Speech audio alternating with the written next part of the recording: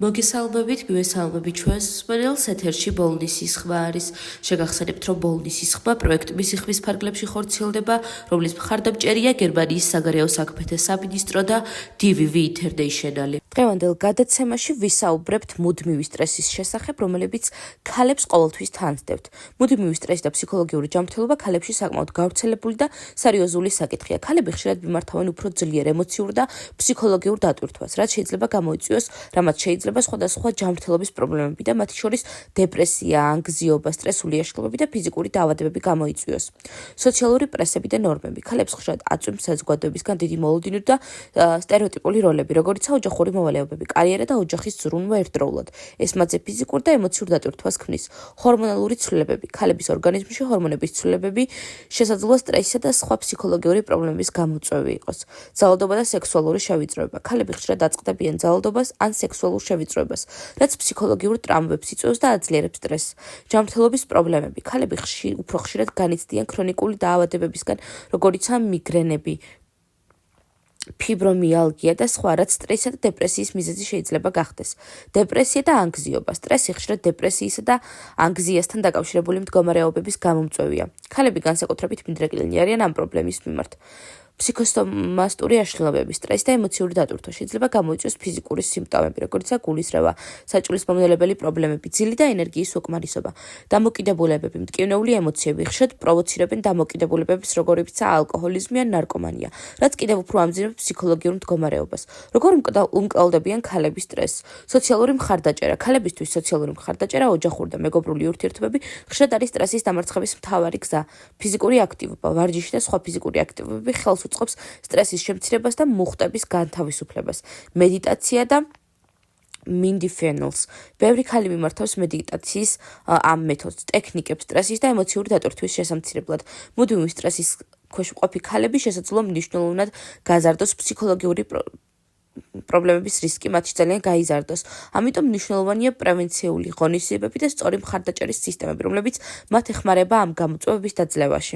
ძალიან დიდი მადლობა იმისთვის, რომ იყავით ჩემი დღევანდელი გადაცემის მსმენელი. მე დღეისთვის გემშვიდობებით, ხოლო გიტოვებთ ჩვენს მეგობრებს თეთრი კარვიდან, მოусვიდეთ, იხალისეთ და ბედნიერ კვირას გისურვებთ.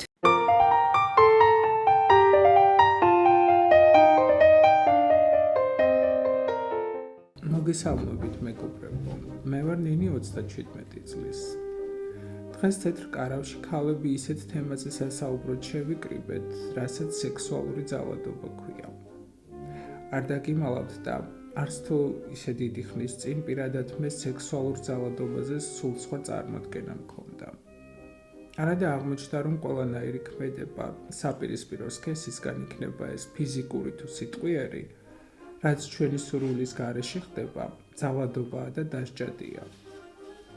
თითქმის ყველა ქალს ერთხელ მაინც განუცდია ეს შეურაცხყოფელი გრძნობა, მაგრამ ამაზე ყოველთვის გრცხვენოდა და გვერიდებოდა საუბარი. მადლობა ღმერთს ახლანდელი თაობა მეტად არის ინფორმირებული და შესაბამისად უფრო დაცულებიც არიან. მე ჩემს ისტორიას მოგიყვებით. დაახლოებით 10 წლის წინ ერთ-ერთ ძალიან ცნობილ კომპანიაში დასახელებისგან მაინც თავს შევიკავებ, სტაჟიორად ამიყვანეს და ძალიან გახარებული ვიყავი. მოცნებობდი, რომ იქ გამეგრძელებინა მუშაობა. ჩემი უფროსი ახალგაზრდა სიმპათიური მამაკაცი გახდა და განსაკუთრებულ ყურადღებას იჩენდა ჩემს მიმართ. ცოლიანი იყო და მისი მეუღლეც ჩვენთან მუშაობდა. ოღონდ სხვა განყოფილებაში. ერთი წლის შეუღლებულები იყვნენ და ვფიქრობდი, რა კარგი წყვილია მეთქი. ერთხელაც მათ ყოფილ თანამშრომელს დედა გარდაეცვალა და ყველანი პანაშვიდზე წავიდნენ, მათ შორის ჩემი უფროსის ცოლიც. პირველად აღმოჩნდით ოთახში მარტო მე და ჩემი უფროსი, მაშინვე რაღაც უსიამოვნო წინათ გრძნობა დამეუფლა. უხერხულად ვიგრძენი თავი და მეც წასასვლელად მოვემზადე. უკვე გავდიოდი ოთახიდან, რომ მომაძახა. დამელო და მეც მოვდივარო. ლიფტში რომ შევიდეთ, უფრო დავიძაბე. უცებ ხელები მომხვია და ფხლაძუნი გამიწყო. ისე დავიბენი, აღარ ვიცოდი როგორ მომეშორებინა. ამასობაში ლიფტიც გაჩერდა, კარი გაიყო და თავქოთ მოგლეჯილი გავიქეცი. ის იყო და მას მერე იქით აღარ გამიხედავს. ჩემი ნივთების წარმოსაღებადაც კი არ მივედი. ჩემ მშობლებს უთხარი აღარ მაინტერესებს იქ სიარული თქო. პირველად უყვები ამ ამბავს. არადა წესით უნდა მემხილებინა და მე კი არა ის ვაჟბატონი უნდა წაბრძანებულიყო. თანაც ისე რომ ცოლსაც გაეგო როგორი ნანძირავას გვერდით ცხოვრობდა. ეს ხომ ჩვეულებრივი უსამართლობაა, რომელიც დამცირებულს და დათრგუნულს გტოვებს და მთელი ცხოვრება შეიძლება რომ დაუცველობის კომპლექსი ჩამოგიყალიბდეს. მოგესალმებით. მე ვარ მაკა 29 წლის. მეც პირველად ყვები ამ ამბავს და ზოგმა შეიძლება კიდეც გაიფიქროს, აქ რა იყო მოსაყოლიო. მაგრამ არა, სწორედაც რომ უნდა ხმამაღლა ვილაპარაკოთ ყველა იმ ანომალიაზე, რაც ჩვენს გარშემო ხდება, რომ ამით წინ აღუდგათ მსგავს ფაქტებს. წლების მანძილზე, მაშინ როცა უკვე გათხოვილი ვიყავი და ქმარი მყავდა, ერთი ჩემი თანამშრომელი მუდმივად, ჩუმად, ისე რომ სხვებს არ გაეგონათ, იხელთებდა ხოლმე დროს და საშინელებებს მეუბნებოდა ჩუმად ყურში, ჩურჩულით. უпростоრად თავის უხამს სექსუალურ ფანტაზიებს მიზიარებდა. ვისთვის უნდა მეთქვა, ჩემს ქმარს რომ გაეგო ნამდვილად მოკლავდა და ამის გამო ციხებში ხომ არ გაუშვებდი. სულ ვცდილობდი რომ მასთან ახლოს არ აღმოვჩენილიყავი, მაგრამ მაინც ახერხებდა. ერთხელაც მორიგი სიბინძურე ჩამჩურჩულა, მე ვეღარ მოვიწმინე და ისეთი ძალით გავაწანი სილა, რომ მართლა დავინახე თვალებიდან როგორ წამოსცვივდა ნაპერწკლები. ის დღე იყო და ის, მე ახლოს აღარ გამკარებია. მაგრამ მოგვიანებით შევნიშნე, რომ ჩვენს ახალ თანამშრომელს გადაეკიდა, რადგან ვხედავდი ახლოს ჩაუვლიდა თუ არა ეს გოგო ჭარხალივით როგორ წითლდებოდა. არ ვიცი ასეთ მანიაკებს როგორ უნდა მოვექცეთ, მაგრამ ფაქტია, როცა ეცოდინებათ, რომ შეიძლება დაისაჯონ, ფრთხილად იქნებიან. მეც მოვყვები, ოღონდ ეს არ არის ჩემი ამბავი. მაშინ სულ პატარა ვიყავი და წესიერად არც კი მესმოდა რა ხდებოდა.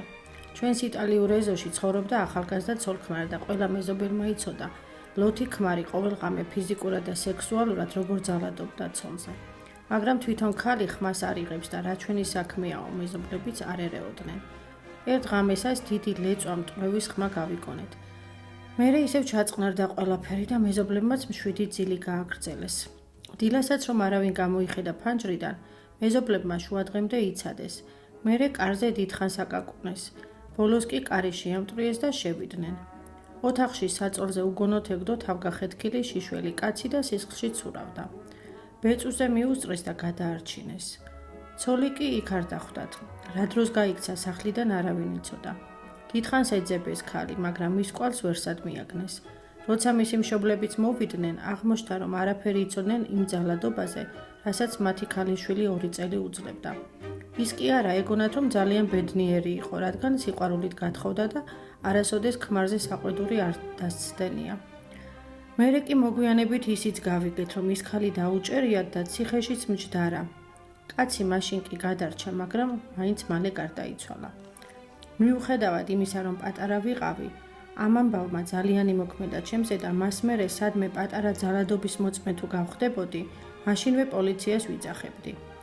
თქვენც ყველას მოგიწოდებთ, რომ არასოდეს დახუჭოთ თვალი უსამართლობაზე და აუცილებლად მოახდინეთ რეაგირება. ახლა კი უკვე მანიშნებენ, რომ ჩემი დრო ამოიწურა. კიდევ ერთი კვირით დაგემშვიდობებით. მომავალ შეხვედრამდე, მეგობრებო.